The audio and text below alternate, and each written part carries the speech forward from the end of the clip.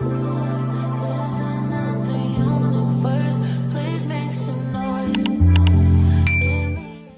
my little raggedies, what is up? How are we doing? How are we feeling? If you are new here, I am Raina Swan, aka your new book bestie, aka, everybody say it with me, Big Raggedy. I know that's right, period. So friends, I'm feeling like Napa just might be my second home. I don't know, can I say that? I only been here like maybe 4 times this year, but I'm feeling like this is a little too much for 1 year. Normally, I visit Napa every now and then. Now it's just starting to become a thing. So today, I am here in Napa at Book Mine. I'm about to go to the bookstore before I meet up with my sister to cosplay as a cowgirl. A naughty cowgirl. No. We are going to horseback riding today. And I was like, girl, yeah, I'll meet up with you before we go. But then she's a foodie, okay? If one thing my sister is going to do, she is going to find the food. And I already ate. I was like, I'd rather go look at books. I said, I'll meet you there. So that's what we're doing today. As you can see, there is a crowd outside. I hope they're friendly, because I've been known to cuss a few people out in my spare time. So I wouldn't want to have to do that. But we're here. We're going to go see what the vibe is giving. And we're going to go horseback riding, do a little wine tasting, then end the day with a little dinner. Okay? And then tomorrow I might sit by the pool and read, you know, my little raggedy muffin cutie patootie child. She wants to go swimming tomorrow, but you know, we'll see, you know. So I guess I'm stalling like I always do. Let's go. You guys, it's just so many white people here. I am very uncomfortable. I don't know why I'm whispering either.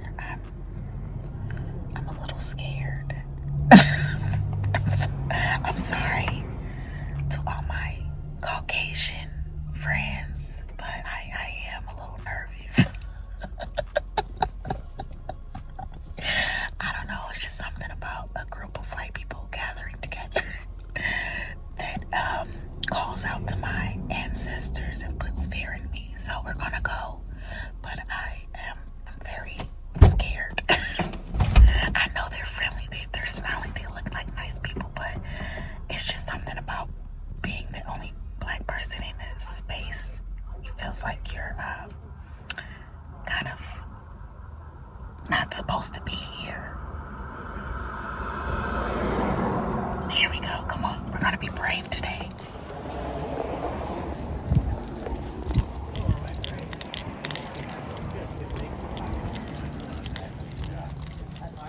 The worst volume you can possibly do. I always said we should do a tongue.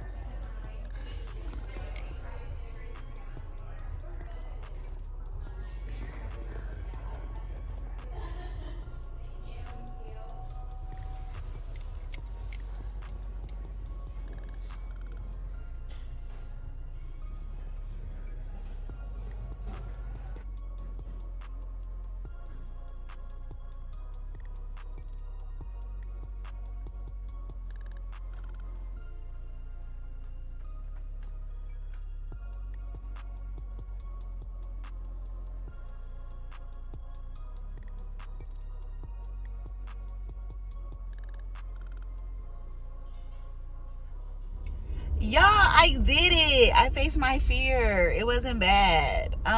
It was a little awkward, but it wasn't bad. It was super crowded, and I kept kind of like running into this older lady. I don't want to say old lady. Older lady. Kept running into her, not literally running into her, but like she was just everywhere I was. I don't know. But yeah, it was very packed, hard to record. So I was just like, I don't want to be the creepy person in there with her phone out, like, you know. So I just did what I could and got out of there. The people that worked there were really nice. I got 2 books. It came up to $30. But what I do like about that store is that they have new books and used books. Like, they had a ton of used books. So of course, you know, I got 1 new and 1 used. So once I stop driving, I will show you guys what I got. We'll talk about the books a little bit and why I got them, and then we're gonna saddle that horse and ride till dawn. But yeah, here we go.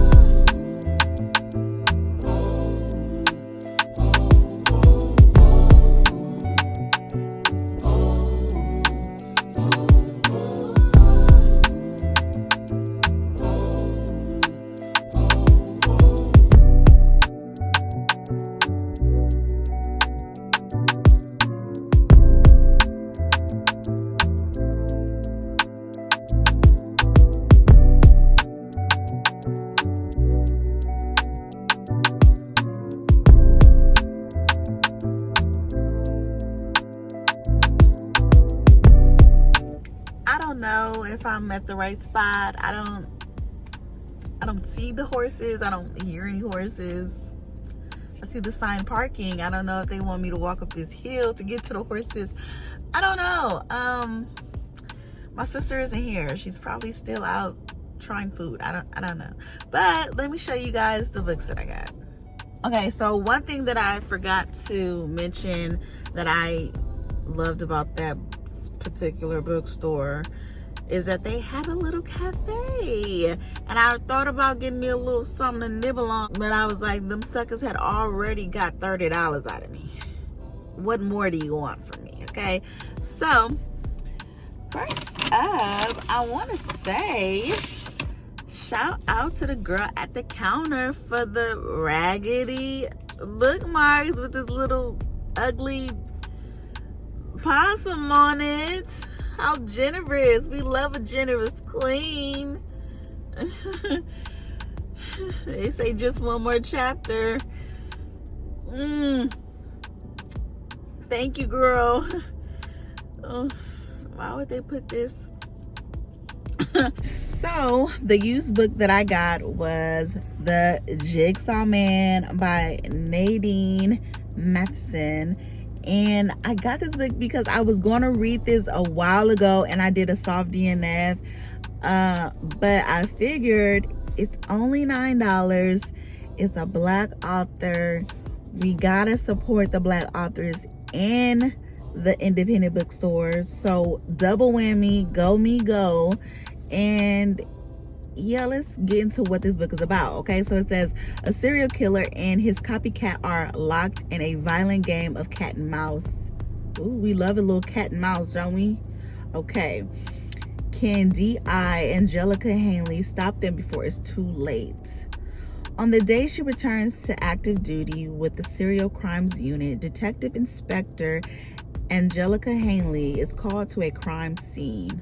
Dismembered body parts from 2 victims have been found by the river. The modus operandi bears a striking resemblance to Peter Oliver, the notorious jigsaw killer who has spent the past 2 years behind bars. When he learns that someone is co-opting his grisly signature, The arrangement of victims' limbs in puzzle piece shapes, he decides to take matters into his own hands. As the body count rises, D.I. Angelica Hangley is faced with an unspeakable new threat. Can she apprehend the copycat killer before Oliver finds a way to get to him first? Or will she herself become the next victim? Drawing on her experience as a criminal attorney, debut novelist Nadine Matheson delivers the page-turning crime novel of the year. Taut, vivid, and addictively sinister, The Jigsaw Man will leave you breathless until the very last page. And look at Nadine, girl, with her cute self. Looking all cute, how she want to look when she look it. Okay, Nadine, criminal defense attorney. I know that's right. Black excellence. We love to see it. Okay, so I also got a horror novel. Look at me wanting to expand my horror collection. I came across Boys in the Valley by Philip Frashka. Fracassi? What did I say? Francesca. Takashi. I don't know. Boys in the Villa. Okay, so y'all, it has a little cult vibe. I love a character that we could just root for. So let me read the synopsis, okay? St. Vincent's Orphanage for Boys, period. 1905, in a remote valley in Pennsylvania, here under the watchful eyes of several priests, 32 boys work, learn, and worship. Peter Barlow, orphaned as a child by a gruesome murder, has made a new life here. As he approaches adulthood, he has friends, a future, and a family. Then, late one stormy night, a group of men arrive at their door, one of whom is badly wounded, occult symbols carved into his flesh. His death releases an ancient evil that spreads like sickness, infecting St. Vincent's and the children within. Soon boys begin acting differently, forming groups, taking sides. Others turn up dead. Now Peter and those dear to him must choose sides of their own, each of them knowing their lives and perhaps their eternal souls are at risk. So, one thing about me, I love me a good cult novel. I love me a good character with a very tragic upbringing and background, and I cannot wait to see how little Peter gets out of this kerfuffle. Okay, so those are the two books I got. Cannot wait to get into this one. I am going to be most likely reading this in October, just to add on to all the creepy other books that I'll be reading that month. And yeah, let me go figure out where these damn horses are at, and I'll talk to y'all in a little bit. Okay, y'all, I could not find the horses, but I found grapevines, and we're gonna go look at them. My sister still ain't here. Oh my God. Do y'all think they'll kick me out if I just try one? I never actually saw one. Maybe y'all think I would y'all think I'd get in trouble if I just took one home? I mean, they got hell of them. They don't need all of these. Okay, walk away. All right, you right. You right.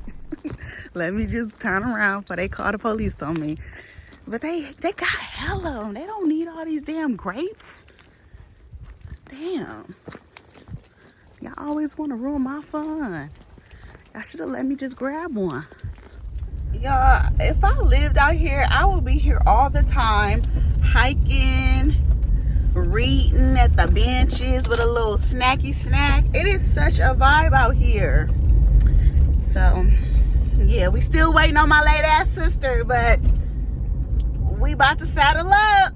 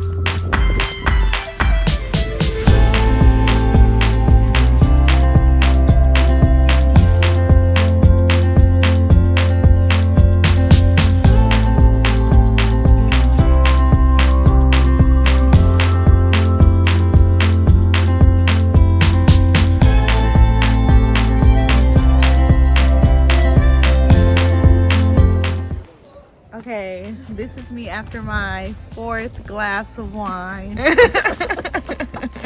Where are you headed to? We're on our way to, what's it called? Burgers and Burgers and half beers. half bottles. Half bottles. And Bottega for yeah. dinner. And Charter Oaks for vegetables with fermented dip. That's what we like. That's what we like. Okay, so we are at location number 2. Well, 3 for us, but 2 for me and my sister. I got a headache. The wine was whining, and now your girl is paying for it. Now, the wine wasn't that great, y'all, but actually it was 5 glasses, not 4. I had thought back to what I said. I was like, they definitely gave us 5 glasses of wine. Just a little shot of wine, nothing too major. And then they gave us some crackers, and I was like, looking at my sister like, they ain't got no cheese, no salami. They just giving us these crackers. The crackers is good, but where the cheese and the salami? So yeah, she went to a different restaurant to pick up these vegetables that were so good. I think I mentioned these vegetables in the last Napa vlog that I did. But y'all, we've been talking about the vegetables in the fermented dip ever since. So I'm gonna sit here for a little bit and read a little bit. I should probably go inside and grab a reservation or a table or something, because it is super packed. But I have to do a little quick outfit change. Because I just didn't want to be looking dusty from the rodeo. So I had to change my clothes real quick and change my purse. So it's a little purse change. I don't think my Kindle is gonna fit. I'm not supposed to be taking Kendrick out the house, because that's how Quinn got lost, taking it out the house. But Kendrick is not leaving my side, so we should be good. Got my little crusty wallet. And what else? I want to switch over my ear pod case and my lip gloss. Maybe a little chapstick, because, you know, just because my hands is ashy, that don't mean my lips gotta be ashy, right?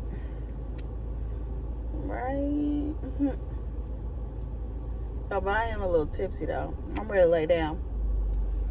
I'm ready to lay your head on my pillow. That was bad, huh? Shut up. Nobody asked you. Nobody asked you. I know I can't sing. Jesus. Okay, so this is not gonna fit. This is gonna have to stay in the car. Or I'm gonna carry it inside. But I'm still reading Caleb. I did finish For Quiet Girls, or Quiet, I think it's called For Quiet Girls, or Such Quiet Girls. So I just finished Such Quiet Girls, and it was so not boring, but my initial word that I was going to use is boring. It's just a really slow burn. You have kidnappers that kidnap 11 kids and the bus driver. Then you have the kidnappers asking only one of the parents for ransom money. So she's trying to get this ransom money throughout the book. And then you have what's going on in the bunker where the kids are at. And the bus driver is really just good for nothing. You know, they're trying to figure out, like, how they gonna get out. They losing oxygen. The book didn't really get good till like the last 20%. It was a lot of internal monologue. a lot of descriptions of scenery, and it was just like, okay, it's not bad, but it's not wowing me. Then I looked at the Goodreads comments, and a lot of people was like, oh my God, I was crying the last 20% at the end. I was just crying my eyes out. Crying for what, child? So yeah, it was cool. I gave it 3 stars. I'm being generous because I was like, I really want to give it 2.5, but like I said, it wasn't bad, so I'm gonna be nice. You know, it is based off real events, so you know, that was cool, I guess. But yeah, this morning I did start Blood Slaves through audiobook, and at first I had to restart it because I was trying to start it last night, and I was like, nah, this is just, it's not clocking to you what I'm trying to read. So I started it early this morning because my brain was refreshed and ready to go. And as I was listening, I was like, oh, this is really good. But as I kept listening, I was like, oh, this is really dark. This is a really dark and heavy book. When the book first starts off, we get introduced to the vampire Razavi. What's his name? And I wrote it down in my notes. We're gonna call him Vampire Dude because I don't remember his name right now. And like I said, I did partake in a little wine, so my memory is a little foggy. So anyway, Vampire Dude, we get introduced to Vampire Dude. You know, we're getting down to how he became a vampire, and we're getting down to the obstacles that the bloodline is facing. And the Vampire Dude, he's a coward, and he don't have no problem running when there's trouble to save himself. Okay, so Vampire Dude, we know him. I don't have no problem with Vampire Dude. He all right with me. Then we meet the slave Willie. He's a runner, he's a track star. She gonna run away when it gets hard. Like, yeah, Willie, he is a runner, he's a track star, and he's just not down for the get down. He been enslaved for 18 years. He like, hey, I'ma die trying. I'ma die trying, okay? So yeah, we get to see him in action with his friend, and things just go left, and I'm like, damn, like, why y'all couldn't just sit y'all asses down? But at the same time, it's just like, man, he was talking about his childhood, and he missed running, being free with his friends, and I just felt so bad, because I'm like, damn, like, just imagine being a kid, you having fun with your friends, you hanging out, and then boom, you a slave. Your name is stripped from you. Your language is stripped from you. And you gotta go live with a whole bunch of other people that look like you, but you don't even know them. They from different parts of the world, but they just look like you. And of course, the damn slave master is a piece of shit. But I feel like the author, you ain't have to make him as brutal as you have made him. It's just so frustrating. It's very infuriating reading books like this, because we know that this shit really happened, and there's nothing you can do. What's done is done. So yeah, now we get to see how Willie is interacting with the other slaves on the plantation, and we're introduced to Gertie, and we're introduced to this other slave lady. I don't even know her name. My memory is bad, but she's on some oh, you should apologize to the master because you did.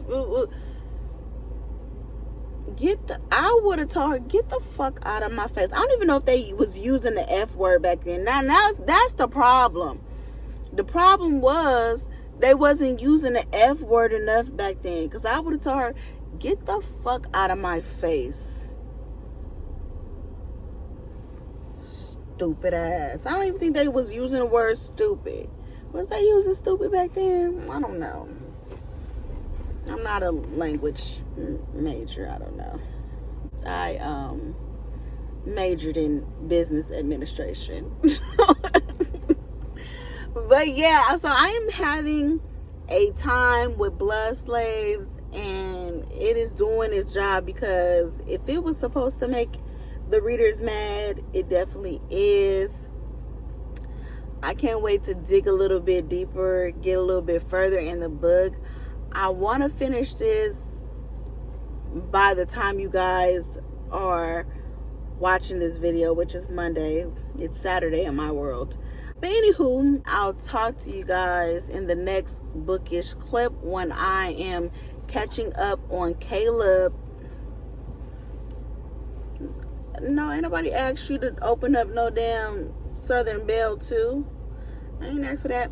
But yeah, so we're going to be catching up on Caleb in our next Bookish clip, because it is getting really good, okay? Now, there is a plot twist to this that I don't want to ruin just in case you decide to read it, but it is a plot twist that makes it even more juicy. Y'all, it's about to get real gory, okay?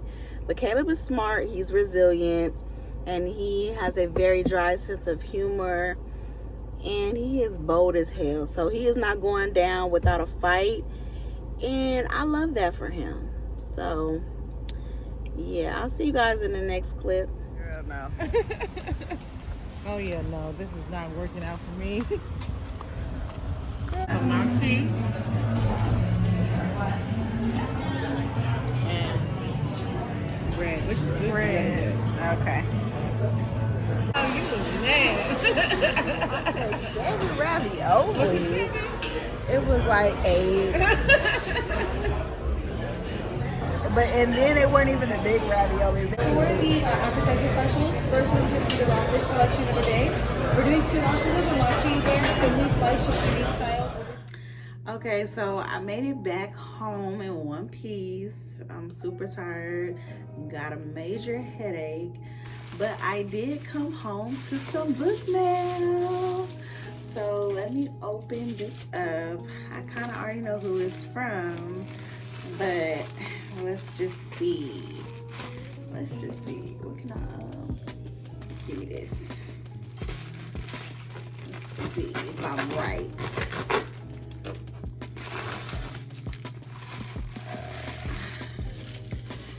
So it says, my book bestie, I hit the casino for me, you, and Kim, from Amber. Oh. And she got me Ours by Philip B. Williams. Okay, because Amber was at Cash Creek living it up, honey. She had a time and she won some coins. So one thing about Amber, she is a generous queen. And she was like, you know, I'm going to hook my girls up because I want some money. Yeah, this one's from Amber too. Wade in the water. Okay, so Wade in the Water tells the layered story of a friendship that develops between Ella, a 12-year-old precocious and mistreated black girl who sees God in the clouds, and Catherine St. James, a mysterious white woman who arrives in rural Mississippi in the early 80s, told in 2 voices, Ella's and Catherine St. James's. This page turner full of secrets will have readers entranced. Okay, Wade in the Water, such a pretty cover. Love it. And then I don't even know what Ours is about. I just be having stuff on my wish list. But in this ingenious, sweeping novel, Philip B. Williams introduces us to a woman named Saint, a fearsome conjurer who in the 1830s annihilates plantations all over Arkansas to rescue the people enslaved there and bring them to a haven for their own creation, a town just north of St. Louis, magically concealed from outsiders named Ours. It is in this miraculous place that Saint's grand experiment, a truly secluded community where her people may flourish, takes root. But although Saint does her best to protect the inhabitants of Ours, over time, her conjuring and memories begin to betray her, leaving the town vulnerable. As the cracks in Saint's creation are exposed, some begin to wonder whether the community's safety might be yet another form of bondage. Ooh, so this seems like another heavy read. So I seen What's Up CC reading this, raving about this. She even did an author interview with the author Philip, and she absolutely loved this book. I love CC, so I was like, okay, let me just go ahead and see what this is about. But CC really likes a lot of fantasy books, so I can see how the magical realism played a part in her absolutely loving this book. So, you know, we'll see how that goes. Anywho, I think I'm going to end the vlog here. I know I said tomorrow we would sit together by the pool and read, but I feel like this vlog is getting a little lengthy. I like to keep my vlogs between 30 to 40 minutes. Now, y'all can definitely let me know if y'all would be down for longer vlogs, but I don't want to hold y'all hostage. So just let me know in the comments, like, are you down for longer vlogs? And if so, we can do our thing and we can make it happen. So drop down in the comments, let me know. And I hope you enjoyed this video. I hope you enjoyed your weekend or your day. And I will see you guys on Wednesday. Bye.